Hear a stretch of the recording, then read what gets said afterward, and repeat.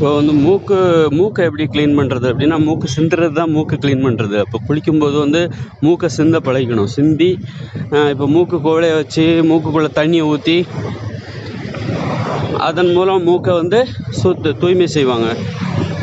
அந்த அந்த வழிமுறை வந்து கொஞ்சம் பார்க்குறதுக்கு அச்சமாக கூட இருக்கும். ஏன்னா தண்ணி வந்து வேறு எங்கேயாவது ஏறிடுச்சுன்னா அப்படின்னு பயப்படுவாங்க. எப்படி வந்து அப்போ அதை விட சிறந்த வழி என்னென்னா, ரொம்ப இயற்கையான வழி, எளிதான வழி எதுனா மூக்கை சிந்துறது தான்.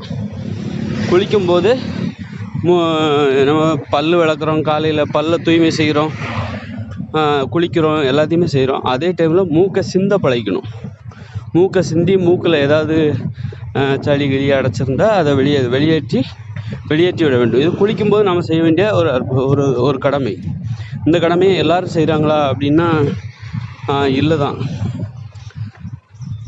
ஒரு சிலர் தான் செய்கிறாங்க. எப்போ மூக்கில் அடைப்பு ஏற்படுவது போன்று தோன்றுகிறதோ, சளி இருப்பது போன்று தோன்றுகிறதோ, அப்பொழுது மட்டும் மூக்கை சிந்துகிற வழக்கம் நமக்கு இருக்கிறது. அதுவும் சரியான வழி தான். இருந்தாலும் குளிக்கும்போது அந்த செயலை நாம் செய்ய வேண்டும். அதில் நாம் ஒரு கவனத்தை செலுத்த வேண்டும். நமக்கு ஒரு கருத்து இருக்க வேண்டும். மூக்கினை தூய்மை செய்வதற்கான ஒரே வழி மூக்கை சிந்துவது தான். மூக்கினை தூய்மை செய்வதற்கான வழி என்கிற கருத்து நமக்கு இருக்க வேண்டும். அந்த கருத்தின்படி குளிக்கும்போது மூக்கை தூய்மை செய்ய வேண்டும் என்கிற நோக்கத்தோடு மூக்கை சிந்த வேண்டும். இந்த வழக்கத்தை நம்ம தினந்தோறும் கடைபிடிக்க வேண்டும். குளிக்கும்போது மூக்கை சிந்தாமல், மூக்கில் வந்து சளி இருக்கோ இல்லையோ, அடைப்பு இருக்கோ இல்லையோ, நாம் வந்து மூக்கை சிந்துற வழக்கத்தை ஏற்படுத்தி கொள்ள வேண்டும். எப்பொழுது அடைப்பு ஏற்படுகிறதோ, எப்பொழுது மூக்கில் சளி இருப்பது போன்று தோன்றுகிறதோ, அப்பொழுது மட்டுமே நாம் மூக்கை சிந்துவதற்கு பழகக்கூடாது.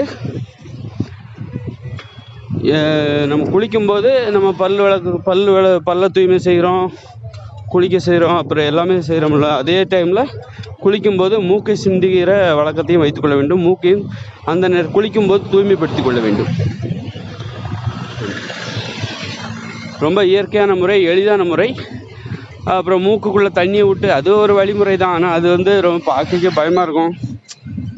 தண்ணி கிண்ணி வேறு எங்கேயா ஏறி போச்சுன்னா குழந்தைகளுக்கு அது மாதிரி பண்ணுவாங்க.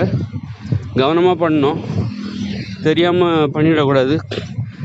மூக்குக்குள்ளே தண்ணியை ஊற்றி சளியை வெளியே எடுக்கும்போது அந்த குழந்தைகள் வந்து மூச்சு இழுத்துட்டாங்கன்னா அந்த தண்ணி வேறு எங்கேயாவது போயிடும்.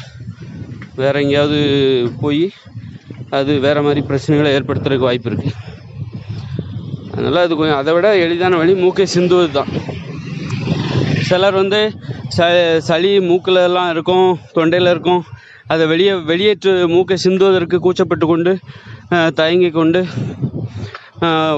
சளியை துப்புவதற்கு பயந்து கொண்டு அப்படியே உள்ளுக்குள்ளே அதை வைத்து கொள்வார்கள். உள்ளுக்குள்ளே சேர்த்து கொண்டே வருவார்கள். உள்ளுக்குள்ளே சிலர் சளியை விழுங்கக்கூடிய செய்வாங்க. இந்த மாதிரி வழக்கம் பெண்கள்கிட்ட உண்டு, அதிகமாக உண்டு. வெளியே துப்புறதுக்கு கூச்சப்பட்டு இந்த மாதிரி சளியை சேர்த்துக்கிட்டே போகக்கூடாது. அப்படி சேர்த்துக்கிட்டே போகிறது ரொம்ப, அப்புறம் அது பின்னாடி மிகப்பெரிய பிரச்சனையை உண்டு பண்ணிடும். கழிவுகளை சேர்த்துக்கிட்டே போகிற மாதிரி தான். ஒரு கழிவை வந்து உள்ளுக்குள்ளே சேர்த்து வச்சுக்கிட்டே இருக்கிற மாதிரி தான். அதனால் மூக்கை சிந்துவதற்கு பழகிக்கொள்ள வேண்டும்.